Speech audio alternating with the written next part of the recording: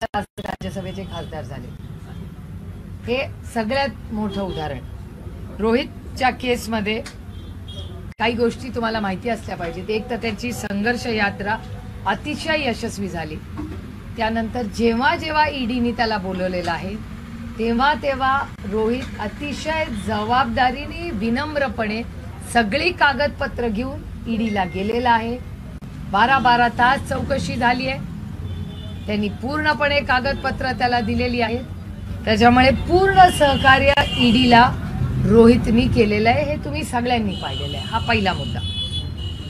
दुसरा मुद्दा की त्याच्यावर जे आरोप केलेले आहेत त्याचा जो FIR केलेला आहे त्या FIR मध्ये रोहित पवारांचं नाव नाहीये।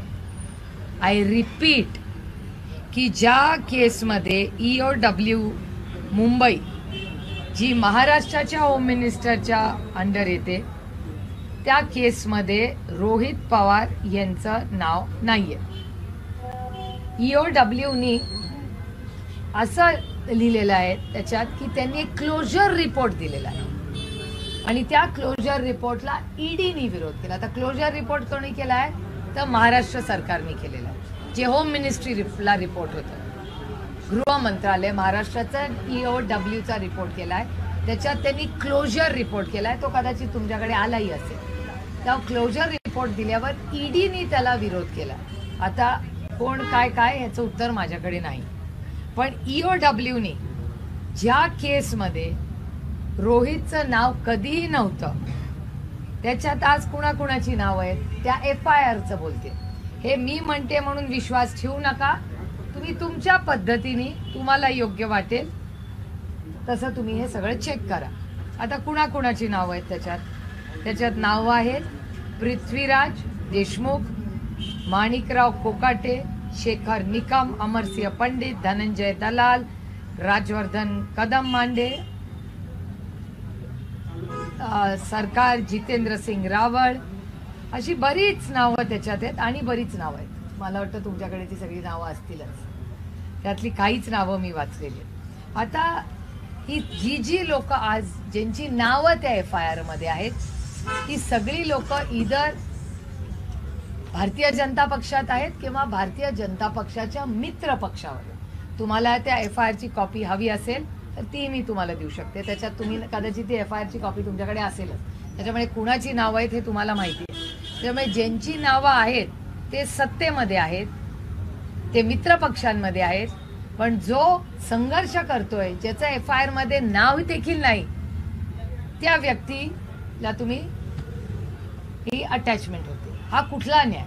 माझं म्हणणं आहे जर कोणी चूक केली असेल तर तुम्हाला अधिकार आहे। या देशामध्ये हा देश संविधानाने चालला पाहिजे। कोणाकडून चूक झाली असेल तर जरूर त्याला शिक्षा व्हावी, पण ज्या व्यक्तीने चूक केलीच नाही, ज्याचं रोहितचं नाव FIR मध्येही नाही, अशा व्यक्तीवर ही टोकाची भूमिका फक्त जो सत्य बोलतो, संघर्ष करतो म्हणून अन्याय नाही का त्या मुलावर? आणि सगळ्यात महत्वाची गोष्ट की त्याची यात्रा आदरणीय पवार साहेबांकडून ज्या चुकीच्या पद्धतीने पक्ष काढून घेतला, चिन्ह काढून घेतलं, आज आम्ही नवीन पक्ष आणि तुतारी घेऊन परत सर्वसामान्य मायबाप जनतेसाठी लढतोय। ते सगळीकडे तुतारीवाला माणूस पोचतोय म्हणून का हा अन्याय किंवा यंत्रणेचा गैरवापर रोहितवर होतोय का, अशी समाजात दबदबती चर्चा आणि पत्रकारांकडून मला ऐकायला मिळते। त्याच्यामुळे दुर्दैवी आहे की सत्तेचा गैरवापर, ज्याला अनेक वेळा मी आईस म्हणते, इन्कम टॅक्स, CBI आणि ED, याची दडपशाही या देशात वाढत चालली आहे आणि हे दुर्दैव आहे।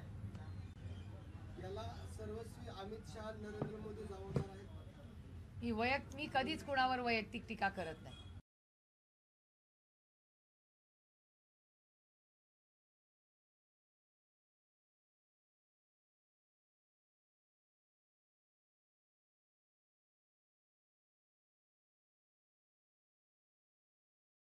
सत्य बोलतात आणि विरोधक हा शत्रू नसतो। ही वैचारिक लढाई आहे जी दुर्दैवाने अदृश्य शक्तीने ती वैयक्तिक करून प्रत्येकाच्या घरापर्यंत नेलेली आहे। भाजपकडे निष्ठावान चेहरा राहिलेला नाही।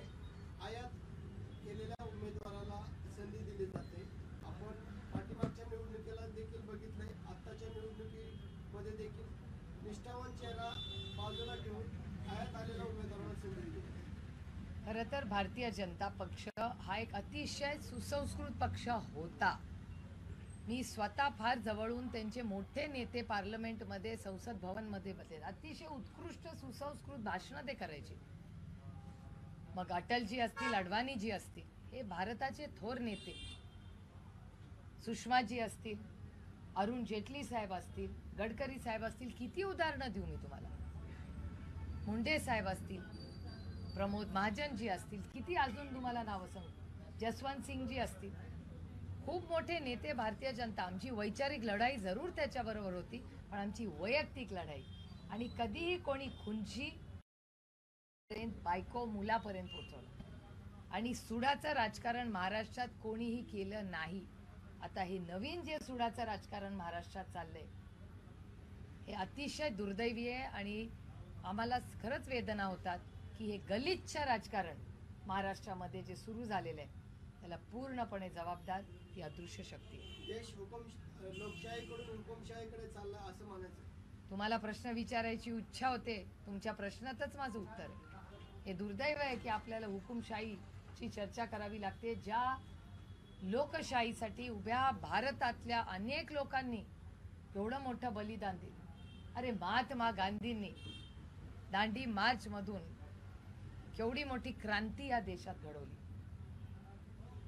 B.R. आंबेडकरांनी एक अप्रतिम समतेची भाषा घेऊन आपल्या सगळ्यांसाठी एक अप्रतिम जगाला अभिमान वाटतो आणि कौतुक करतात असं संविधान आपल्याला दिलं. महात्मा ज्योतिबा फुलेंनी क्रांती करून शिक्षण आम्हाला दिलं. एवढी क्रांती आणि किती तुम्हाला नावं घेऊ. आणि अशा युद्धांनी एवढ्या मोठ्या क्रांतिकारी विचाराच्या अशा या महापुरुषांनी पावन झालेली ही भूमी आहे आणि आज ह्या पावन झालेल्या भूमीमध्ये, या छत्रपतींच्या भूमीमध्ये आपल्याला दडपशाहीबद्दल चर्चा करावी लागते. हे खरंच आपलं दुर्दैव आहे. मनोज जरांगे पाटलांचं आंदोलन दडपण्याचा प्रयत्न देखील आपण करतो. शक्यता नाकारता येत नाही, कारण जरांगे पाटील हे एका समाजासाठी ताकदीने लढतायत. त्यांची फसवणूक झाली असं तुमच्याच चॅनलवर अनेक लोक आज बोलतात. मग मराठा, धनगर, लिंगायत, मुस्लिम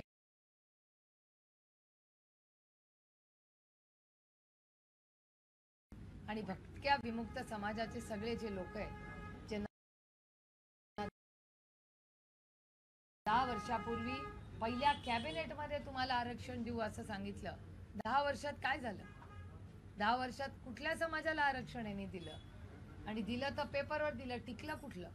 त्याच्यामुळे खोटं बोल आणि रेटून बोल याच्यात भरडला जातोय सर्वसामान्य माणूस. हो, आज जागतिक महिला दिनानिमित्त नरेंद्र मोदींनी गॅसचे जे दर होते सकाळी बोलले मी सविस्तर, त्याच्या बातम्या पण झाल्या, सविस्तर बोलले मी सकाळी. औषधाच्या किमती सुद्धा वाढलेल्या आहेत. 15 ते 20% औषधाच्या किमती वाढल्या, त्यामुळे जो शेवटचा ग्राहक आहे सामान्य माणसाला प्रचंड त्याचा त्रास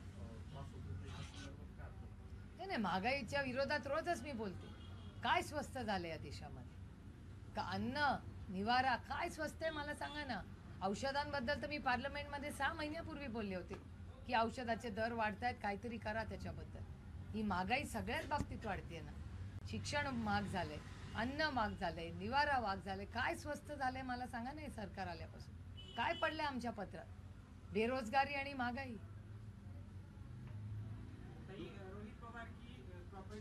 एक मिनिट, मराठी झालं सगळं? नाही ताई, महायुतीमध्ये आता एक संघर्ष निर्माण झाला आहे. महायुतीचेच घटक पक्ष असलेले शिवसेनेचे रामदास कदम सांगितलं सकाळी झाला, सकाळी विषय सकाळी झाला विषय. मी डायरीमध्येच बोलले सकाळी. चर्चा होती की उदयनराजे परत एकदा पक्षात येणार आपल्या, अशी चर्चा रंगू लागली. याच्यामध्ये काय तुम्हाला सांगू, 24 तास तुम्ही इतकी चर्चा करत असता. मी कुठे गेले, मी कुठे जेवले, मी जिथे नसते तिथे पण तुम्ही म्हणत असता आम्ही असतो. त्याच्यामुळे मला असं वाटतं एवढं थोडंसं वास्तवतेवर बघूया. आज राज्यासमोर महागाई, बेरोजगारी, शेतकऱ्यांचे प्रश्न इतके गंभीर आहेत. आपण त्याची चर्चा का नाही कधी करत? दुधाचा भाव शेतकऱ्याला परवडतंय का? कांद्याला भाव मिळत नाहीये, निर्यात बंद आहे. ह्या प्रश्नांवर कधी तुम्ही मला प्रश्न विचारला? चाले मराठी सगळं. हाँ, रोहित पवार की प्रॉपर्टी जो है ईडी ने अटैच कर ली है, क्या आपकी प्रतिक्रिया है? मुझे आश्चर्य लग रहा है, लेकिन आईस, इनकम टैक्स, सीबीआई और ईडी का गैर वापर जो एक अदृश्य शक्ति इस देश में कर रही है, क्योंकि जो एफआईआर किया है उसमें रोहित पवार का नाम भी नहीं है, और जिनके नाम है वो सारे आज भारतीय जनता पार्टी और उनके मित्र पक्ष में है। तो जिनका नाम FIR में है वो कहीं भी घूम रहे प्रॉपर्टी लेके फ्री, और जिनका नाम भी नहीं है उन पे ये एक्शन ली जा रही है। तो आप इसके पीछे राजनीति है या नहीं, ये आप ही सोच लीजिए। रामदास कदमांनी जे आरोप केले त्याच्यानंतर त्यांच्या मुलाला एकच मिनिट आपण संपूया। कर्नाटक में नरेंद्र मोदी ने जय बजरंग बली का नारा देकर वोट मांगे थे। अब उद्धव ठाकरे जय भवानी जय शिवाजी हर हर महादेव के नारे देकर वोट डालने का नहीं कर रहे हैं आप। पण ते जय भवानी जय शिवाजी हे बाळासाहेब बोलायचे, त्याच्यात नवीन काय? पहिल्यापासूनच बाळासाहेब नेहमीच म्हणायचे। महाविकास आघाड़ी का सीट शेयरिंग का फॉर्मूला कुछ तय हुआ है। आप चिंता न करें, सब ठीक ही चल रहा है, वो अनाउंस हो जाएगा जल्दी। रामदास कदमान अभी वो नहीं, बॉम्बे की टीम को पूछिए, मैं यहाँ बारामती में हूँ, आपकी बॉम्बे की टीम को पता होगा, वहाँ से रोज होता है चर्चा उनके साथ। रामदास कदमांनी आरोप केल्यानंतर आता राज्य सरकारकडून त्यांच्या मुलाला प्रदूषण नियंत्रण महामंडळाच्या अध्यक्षपदी नियुक्ती करण्यात आलेली आहे त्याची, आणि ही नियुक्ती बेकायदेशीर असल्याचा आरोप विजय वडेट्टीवारांनी केला आहे। कुठेतरी लोकसभेच्या पार्श्वभूमीवर हे त्यांना लॉलीपॉप आहे का? मला नाही सांगता येत, त्यांचा मुलगा कदाचित पोल्युशन एक्सपर्ट असेल, नाही त्यांची डिग्री वगैरे असेल, कदाचित MA किंवा PhD केली असेल त्यांनी पोल्युशनमध्ये, म्हणूनच दिला असेल ना, एवढं मोठं पद दिलं आहे, याचा अर्थ त्यांचं एक्सपर्टीज असेल त्याच्यात। म्हणजे मला नाही माहिती त्यांची एक्सपर्टीज काय, तुम्ही माहिती काढा, कदाचित काहीतरी असं असेल ना, युवा पिढी आहे, काहीतरी पोल्युशनमध्ये PhD वगैरे जर केली असेल म्हणूनच दिलं असेल ना। ही नियुक्ती देखील बेकायदेशीर असल्याचं म्हणणं मला माहिती नाही ते का तसं म्हणाले, म्हणजे मी विचार करून चालले की प्रोफेशनल त्यांच्याकडे काय पोल्युशनची पदवी असेल म्हणून कदाचित दिलं असेल, मला नाही माहिती हा विषय, म्हणजे मी त्याच्यात फार काही लक्षही घातलेलं नाही। आणि का ते असं म्हणतायत त्याची माहिती पण आपण काढली पाहिजे, त्यांना बेकायदेशीर का वाटते हे आपण त्याचा अभ्यास करून उद्या उत्तर देईन मी तुम्हाला। आणि मी यांचंही क्वालिफिकेशन बघून उद्या सकाळी सांगेन तुम्हाला, कारण का कदाचित त्यांची PhD असू शकते ना पोल्युशनमध्ये, आणि मी वॉटर पोल्युशनमध्ये मास्टर्स केलं आहे बर्कली युनिव्हर्सिटीमध्ये, त्याच्यामुळे त्यांचंही कदाचित PhD असू शकते। एवढं मोठं पद, म्हणजे मी तर MAच झाले फक्त पाण्याच्या पोल्युशनमध्ये बर्कली युनिव्हर्सिटी अमेरिकेमध्ये, त्यांची PhD असेल म्हणून राज्याचं पोल्युशन त्यांना दिलं आहे, म्हणजे माझ्यापेक्षा उच्च शिकतील असतीलच ना त्यांना, ते नक्कीच खूप विचार करूनच हा निर्णय घेतला असेल नाही, आता सरकारने। काही दिवसावरच आता निवडणुका डिक्लेअर होतील, आणि एका बाजूला अजितदादा म्हणतायत की आम्ही विकासाच्या ह्याच्यावर आपण मला मत द्या, त्यांचा चेहरा आता समोर आलेला आहे, नाव जवळपास निश्चित झालेलं आहे। आपलं बारामती लोकसभा निवडणुकीकरता काय उद्दिष्ट असणार आहे, काय आपण मतदारांसमोर काय घेऊन जाणार? उद्दिष्ट काय, माझं काम, मी पार्लमेंटमध्ये केलेलं काम, माझा संपर्क, माझ्या मतदारसंघात झालेला विकास, आणि बायबाप जनता निर्णय घेणं। आणि एक महत्त्वाची गोष्ट, माझ्यावर भ्रष्टाचाराचा कुठलाही आरोप नाही, त्याच्यामुळे पहिलं पार्लमेंटरी परफॉर्मन्स, ज्याची नोंद, माझं भाग्य की बारामतीकरांनी 3 वेळा मला ही संधी दिली, त्याबद्दल मी बारामती लोकसभा मतदारसंघाचे मनपूर्वक आभार मानते। आणि त्यानंतर महिम द्रौपदी मुर्मूंनी 10 वर्ष केलेल्या माझ्या कामाचं जे कौतुक केलं, हे सगळं श्रेय बारामती लोकसभा मतदारसंघातल्या मायबाप जनतेचं आहे, हा पहिला मुद्दा। दुसरा, माझा संपर्क, हे मतदारसंघाने सगळा 15 वर्ष पाहिलेला आहे, माझ्या मतदारसंघात झालेला विकास हा मतदारसंघाने पाहिलेला आहे, आणि त्यानंतर माझ्यावर कुठलाही भ्रष्टाचाराचा आरोप नाही, आणि तेही, आणि माझं आयुष्य सगळं पारदर्शकपणे तुम्ही सगळ्यांनी पाहिलेलं आहे, त्याच्यामुळे हे सगळं लोकांच्या समोर आहे। देवेंद्र फडणवीसांनी गृहमंत्री चार्ज स्वीकारल्यानंतर राज्यात कुठेतरी गुन्हेगारीचं प्रमाण वाढतंय, काय वाटतं? नाही, डेटा सांगतो मी, आरोप नाही करत आहे बाबा, हा महाराष्ट्र आणि भारत सरकारचा डेटा सांगतो। अहो, लांब कशाला जायचा, आपल्या इंदापूरला शेजारी सत्तेत मित्र पक्षातले लोक हे हर्षवर्धन भाऊंना धमक्या देतात। कुठे चाललाय हा महाराष्ट्र, कुठे नेऊन ठेवलाय महाराष्ट्र माझा? 10 वर्षाची जाहिरात आज मला देवेंद्रजींना विचारायचंय की आज मला म्हणावं लागतंय की हर्षवर्धन भाऊंना सिक्युरिटी द्या, आणि हर्षवर्धन भाऊ जसे मोठे नेते तसे बारामती लोकसभा मतदारसंघातले एक सिनियर नेते आहेत, आणि इथले एक नागरिक आहेत। बारामती लोकसभा मतदारसंघातल्या प्रत्येक मतदाराची नैतिक जबाबदारी आमच्या सगळ्यांची आहे की त्यांची सुरक्षितताची काळजी आम्ही सगळ्यांनी मिळून घेणं, आणि जर कोणी हल्ला हर्षवर्धन भाऊंना केला तर ढाल म्हणून पहिली मी उभी राहीन, आणि फक्त भाऊंसाठी नाही, तुमच्या सगळ्यांसाठी. बारामती लोकसभा मतदारसंघात कुणावरही जर हल्ला चुकीच्या पद्धतीने सत्तेतल्या लोकांनी केला तर त्यांच्यासमोर पहिली ढाल सुप्रिया सुळे असेल. पहिली गोळी मला मारा, पहिली धमकी मला द्या, मग अब दुसरे की बारी होईल. हर्षवर्धन पाटलांनी शब्द मागितलाय की अजूनपर्यंत ज्या लोकसभेच्या निवडणुका झाल्या फक्त आमचा वापर करण्यात आला. आत्ताच्या येणाऱ्या निवडणुकीमध्ये आम्हाला विधानसभेकरता शब्द द्यावा, तरच आम्ही मतदान करू किंवा आमच्या मतदारांना साथ देऊ, असे आवाहन त्यांचे चिरंजीव आणि कन्येने केलेले. आणि आता याबाबतचा निर्णय अजून लागलेला नाही. आपण हर्षवर्धन पाटलांची पाठराखण करू. पाठराखण नाही करते मी, सत्याच्या बाजूने नेहमी असते. जरी ते भारतीय जनता पक्षात असले तर कोणी कुणालाही धमकी देत असेल तर सुप्रिया सुळे सत्याच्या बाजूने उभी राहते. म्हणजे मी राष्ट्रवादी काँग्रेस पक्षात काम करते, आमच्याही पक्षातल्या माणसांनी जर कोणाला धमकी दिली तरी मी त्याचा कधीही त्याच्या बाजूने उभं राहणार नाही. कारण का धमकी देणं हे चुकीचंच आहे.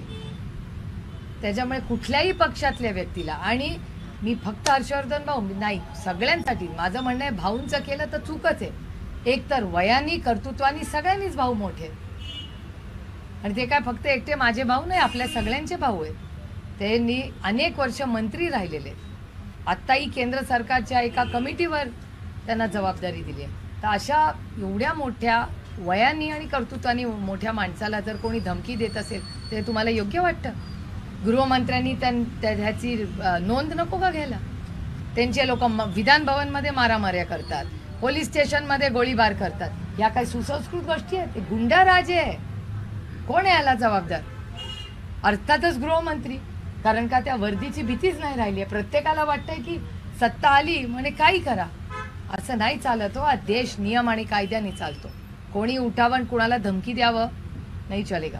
गेल्या 40-50 वर्षापासून आनंदराव थोपटे असेल किंवा संग्राम थोपटे असतील, त्यांचा कायम आपल्याला विरोध राहिलेला आपण बघितलं. परंतु आता संग्राम थोपटे यांनी आपली साथ घेतलेली आहे. उद्या पवार साहेबांच्या उपस्थितीमध्ये मेळावा देखील होणार आहे. संग्राम थोपटे उपस्थित राहणार आहे. 2009, 2014 आणि 2019 तिन्ही वेळा संग्राम थोपटे आणि माननीय आदरणीय थोपटे साहेब यांनी मला नेहमीच आशीर्वाद आणि साथ दिलेली आहे.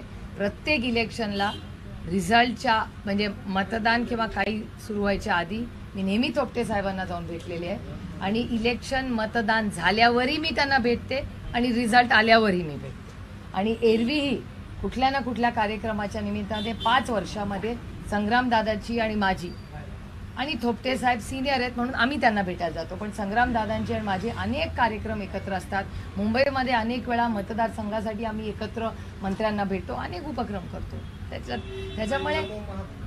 त्याच्यामुळे मला काही असं काही वाटत नाही. एका काळात कदाचित थोपटे साहेबांचा आणि पवार साहेबांचा संघर्ष झाला असेल, पण तो संग्रामदादा आणि मी एकामेकामध्ये आमच्या नात्यात तो कधीच आला नाही. आम्ही ती मागितली, अजून सरकार देतच नाही आम्हाला. मला तर कळलं दुसऱ्या दिवशी काही पत्रकारांनी सांगितलं तिथले अर्धे स्टॉल्स बंद होते, अशी माहिती आली. त्याच्यामुळे मी केंद्र सरकारला मागितली आहे ती माहिती की मला नमो रोजगार मेळाव्याचे आउटकम काय, टँजेबल आउटकम काय हे कोणीतरी, मी पण वाट बघते तुमच्यापेक्षा जास्त.